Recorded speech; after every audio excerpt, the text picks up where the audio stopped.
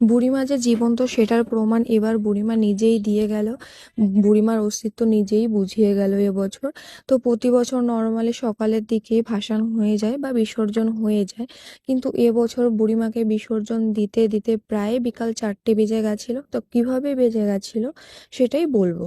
তো বুড়িমাকে নর্মালি যখন রাজবাড়ির দিকে নিয়ে যাওয়া হয় তখন কোনো প্রবলেম হয়নি, নর্মালি নিয়ে যেতে পেরেছিল। কিন্তু রাজবাড়ি থেকে ফেরার পথে পৌরসভার মোড়ে যখন আসে, তারপর থেকেই বুড়িমা বারবার করে দাঁড়িয়ে যাচ্ছিল, বুড়িমার সাং নিয়ে এগোতে পারছিল না। আর তারপরেই যখন কষ্ট করে চাষাপাড়া পর্যন্ত আসে তখন বুড়িমা হঠাৎই দাঁড়িয়ে যায়। মানে বুড়িমা সাং দাঁড় করিয়ে দেওয়ার পর বারবার করে বেয়ারারা সাংটা তোলার চেষ্টা করছিল, কোনো মতেই সাং তুলতে পারছিল না, একদম ঠাই দাঁড়িয়েছিল বুড়িমা। তারপরে গিয়ে বেয়ারারা বারবার কান্না করছিল কিন্তু তাও কিছু করতে পারছিল না। এমন কেউ ছিল না যে তাদের চোখে জল ছিল না মায়ের অস্তিত্ব দেখে। তারপরে গিয়ে কি করবে বুঝতে না পেরে মাকে রথের চাকায় নিয়ে যাওয়ার সিদ্ধান্ত হয়। কিন্তু পরবর্তী মা নিজের অস্তিত্ব নিজেই দেখিয়েছিল, যেহেতু পরবর্তীতে সাংটা তোলা যায় এবং মাকে নিয়ে যাওয়া হচ্ছিল।